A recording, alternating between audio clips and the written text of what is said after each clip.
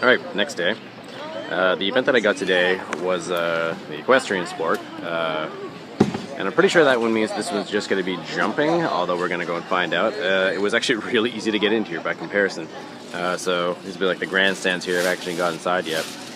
Because of what happened yesterday, and things got like so backed up that I made a point of showing up here like super early, so now I'm super early to an event that nobody else showed up super early to.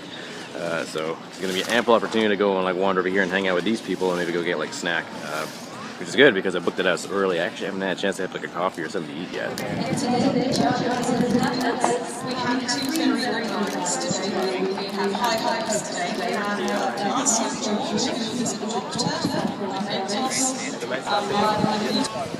Alright, gave the equestrian my best guess, or my best attempt. Not really my thing, so like I watched some of it and decided I was going to cut out a little bit early to try to do a couple other fun things today. But I thought it'd be interesting to point out that this thing over here, this seems to be like a regiment, so there's quite a bit of military guys like around just like with the Olympics, but this looks like sort of a holdover from like a traditional era, and you know, I had a little museum piece here. I thought that was kind of slick. Alright, finally the moment we've all been waiting for. Totally bailed on the horseback riding, wasn't really my thing. This isn't actually Copacabana Beach, this is the beach next to Copacabana Beach, and I'm spacing on the name, but in the show notes, people. So obviously we got like a nice boardwalk going over here. So this over here, I don't know how clear that is. You know, that's clearly like shanty towns, like favelas, right? Whereas you can see kind of like boarding it, and everything over here is obviously like dramatically quite a bit nicer. I believe it is this beach that during non-Olympic season you can go and see the Brazil Olympic beach volleyball team like practicing. If you kind of catch them in like the right moment. So there's obviously a lot of that going on over here. Like the ocean front. You can see a couple little islands here. This is actually like a ship. You know, so during the whole Olympics, we have like the military being like very present. So like obviously an example like the Navy. Down here, if you can make that out, that's a bunch of people doing some like windsurfing, pretty slick. And like way down there, you kind of see like the beach kind of goes this like C shape, and then after that is when you go around that is when we hit like Copacabana Beach. So I'm actually going to go walk that way, because my train station was over that way, and then I'm going to turn around and then go that way. So there it was, minding my own business, and then all of a sudden I found Germany House. Walked on the beach long enough that I kind of forgot that this was a part of the Olympics. It was a little bit too fast for me to take a photo of it, but I got to see Japan House on a bus ride past it. So that's actually a big one because that's going to be the host of the next Summer Olympics. So there's like a whole exposition they have in there.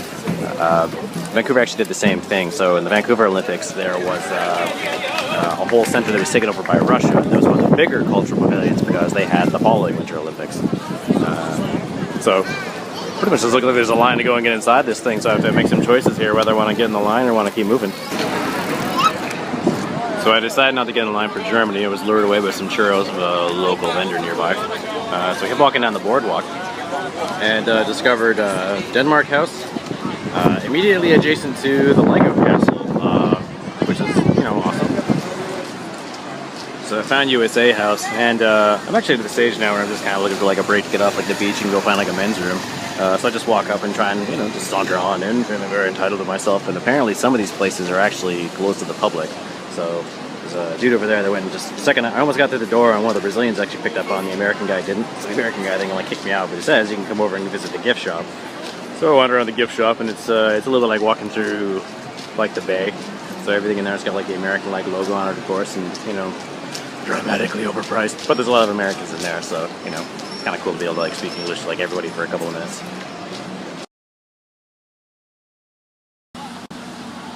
So this was a little bit of a surprise. I thought this path was going to come down to the next beach, but some fence line over there. So I have to go back a little bit farther. But what I did find is a little impromptu like gym here. You see these guys got some rigs made up of like bars with those are actually just concrete. Those look like, you know, just some like sand-filled tires. They've actually got some like dumbbells. They're the same kind of thing. It's just like a little. So I effectively lost like a whole evening there. Like when I got back to the hostel, I was just beat, and it was like maybe 5 o'clock in the late afternoon, early evening. And lied down to take a little rest, and then got up to take a quick little shower, and then that knocked me right out. So like I woke up late that night and realized, all right, probably no go on this one.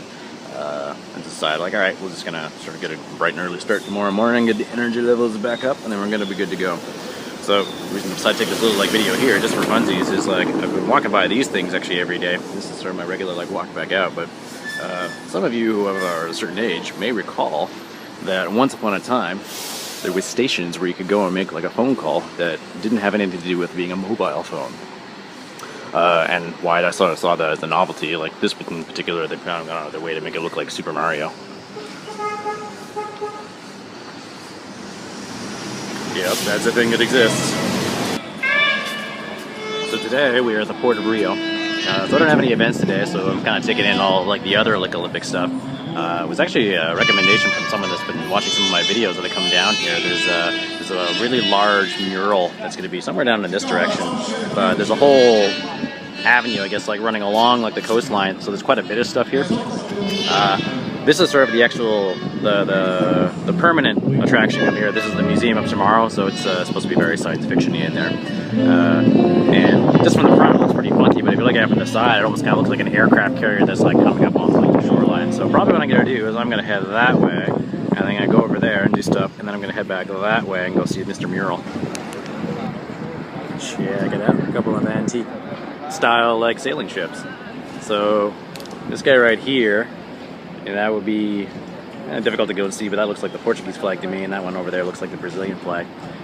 So I don't actually know this because I haven't gone over this little, it's actually a little island here, so there's a little walking bridge. What I'm pretty sure we're looking at, because I saw this when I went to the Vancouver Olympics, is that there was a sailing ship that brought all of the Russian athletes, short of really which ones are in like the NHL, of course.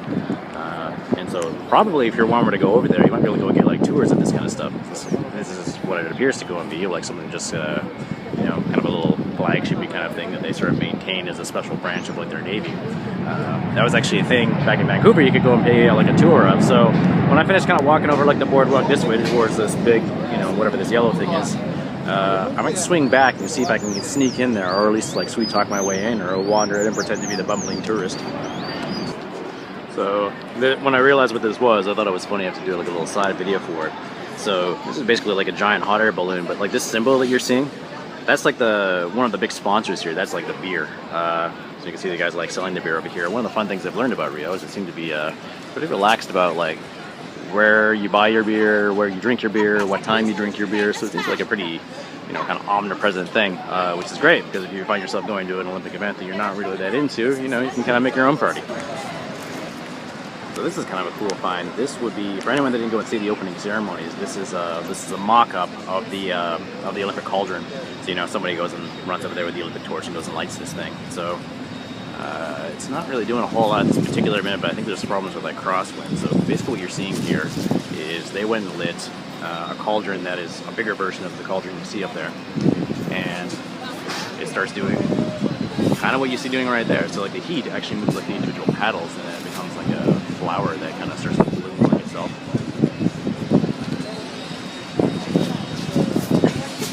So a little bit of I don't know, I guess reflections in the different like Olympic cauldrons that I've seen. I think this one's one of the more cool ones.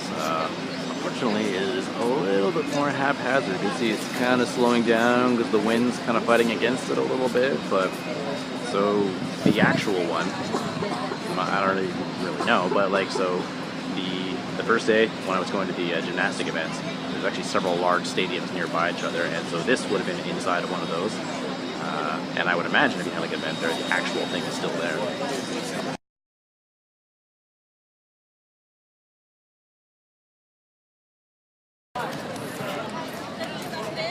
So this funky looking thing, this was actually part of the opening ceremonies. So it flies out of the stadium where they're holding that, and it's like this, I don't know, thing that looks kind of like a plane, but it's not really a plane kind of affair. They had an image of this thing flying over the city, which I'm pretty sure was doctored, because I don't know if this thing will actually fly. And they do have a lot of like close-ups of like a dude with a very handsome curly-old mustachio flying this over the Rio coastline.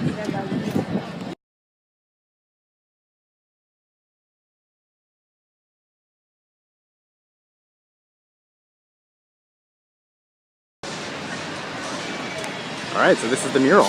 So to give you some scale, you can see like those are some people walking over here. So this thing's probably 15 meters tall, I think what the website said. So the guy that did this decided that he wanted to go and make 5 figures of the indigenous people. So 1, 2, 3, 4, 5. 4 or 5. With the idea being that 5 was going to represent the indigenous tribes of Brazil, and it was also going to represent the 5 rings of the Olympic symbol. So, I guess a story about the guy who created this, his name was Eduardo Cobra with a K, was just a street artist, aka a graffiti artist, who actually got caught and went before like a judge, and somebody, possibly that judge, just recognized that, you know, he was a guy with some talent. So he actually has moved on, and this is kind of now his mainstay career. So after completing this, he's moved on to go and do other similarly sized large murals in other places. So I think I remember saying that he was going somewhere to Chicago to go and do something with some of the local people of note from there.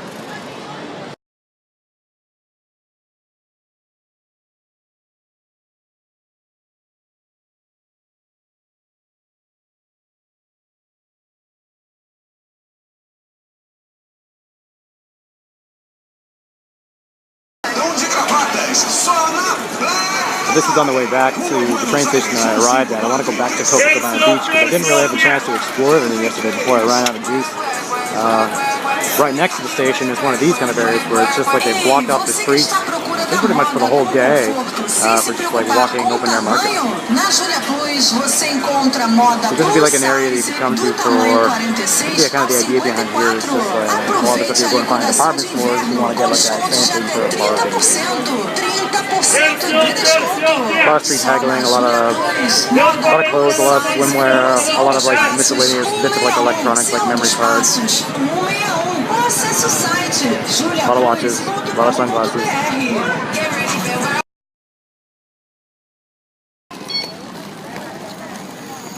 So a real challenge I've been facing here is when I try and find anything, the street signs are not always complete.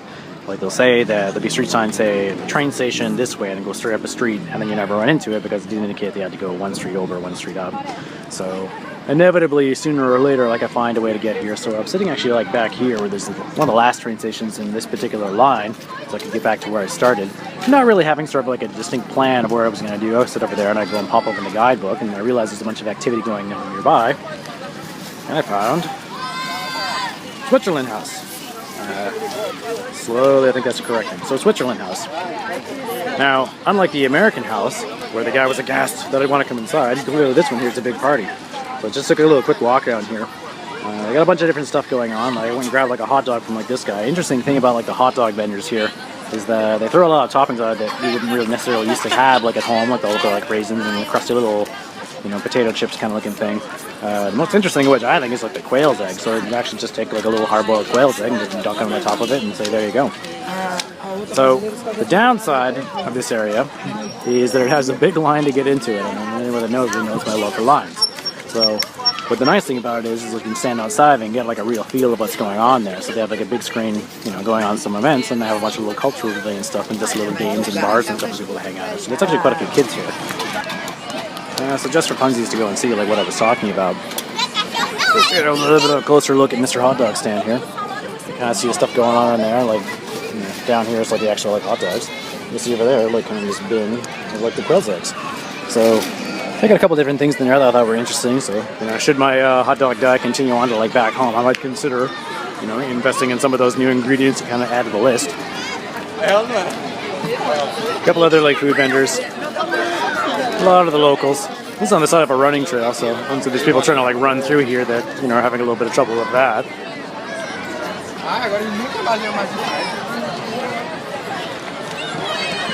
Inside, a little bit of a party going on.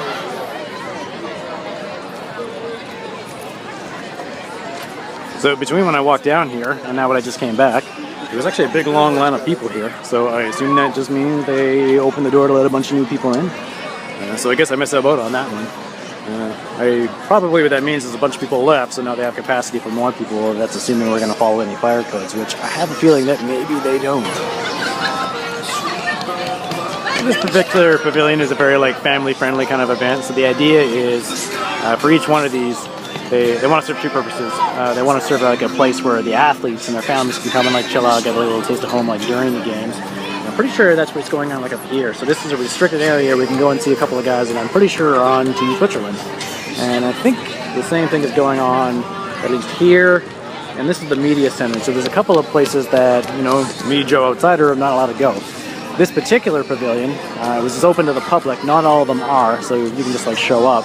Some of the other ones, I guess you gotta go buy tickets for. So, as I mentioned before, I couldn't get into USA, and I did a little looking on the website. You actually can't get into Team Canada, or you can't get into Canada House, unless you know somebody or like somebody's guest, which is unfortunate to me, but hey, that's where I'm going home to, so that's no big deal anyways. Classically, the party house is the Dutch house, because it's completely sponsored by what are we even saying? Heineken. It's Heineken House, essentially, is kind of the nickname of it. So that one will be a little bit more like a party situation. So this one actually does have, kind of walked like away from it, but you got like a lineup over here. There's people kind of getting a taste of like Swiss style foods, and there's a couple of bars nearby. So it's a licensed thing, and being very Brazilian, everyone can drink whatever they want, whenever they want, wherever they want. Which, you know, I can kind of dig on that. Seems like it's an all year long thing, not just for the Olympics. One of the themes of the games that Brazilians like to focus on was environmentalism. So I got a couple of these things over here kind of talking about, you know, environmentalistically focused notions about, say, coffee production, or not so much coffee production, chocolate production. I got some stuff over here kind of giving us like, you know, how many miles you got to go to transport, you know, cotton from one place to another before it becomes like a t-shirt, you know, that kind of stuff. How many liters of water go into the production? You know, trying to encourage people to be a little more sustainably minded about things. So I think this back here is actually a more interactive station about like the production of Swiss chocolate. So I'm gonna go check that out.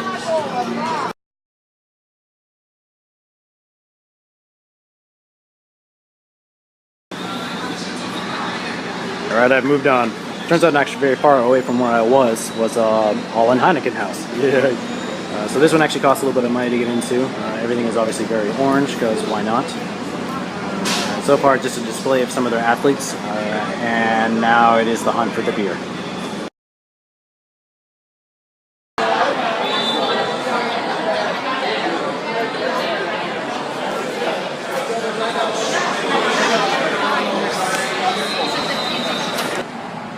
Hey everybody, I found Jesus! Yay! There he is! Just that little white dot right there.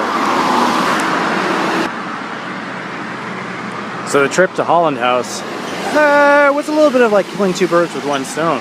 Because it turns out Canada House is about 130 meters away, but as I mentioned in the previous video, they're not actually going to let me in, which is kind of a bummer.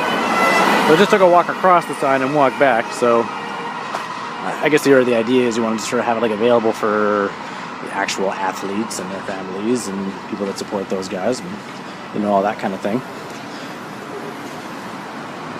We do have a very upfront sign up front saying, if you don't have an invitation, you're not welcome here. But whatever. It's a valid passport holder. There's a lot of, like, you know, rights that I'm granted and a lot of benefits that come with that. Fortunately, not all of which are actually be able to go to the Olympic House and want to go to Rio de Janeiro. Oh well. Hey, this is kind of cool. I just found a little soccer game. So no whole lot of the action right now because that dude there headed in the ball, and then that dude there, the keeper, went and knocked it back out with his head, and I guess he's walking it off. Not an overly friendly, place to go and play because it's surrounded by a chain link fence, surrounded by an iron fence. So I don't know what that means.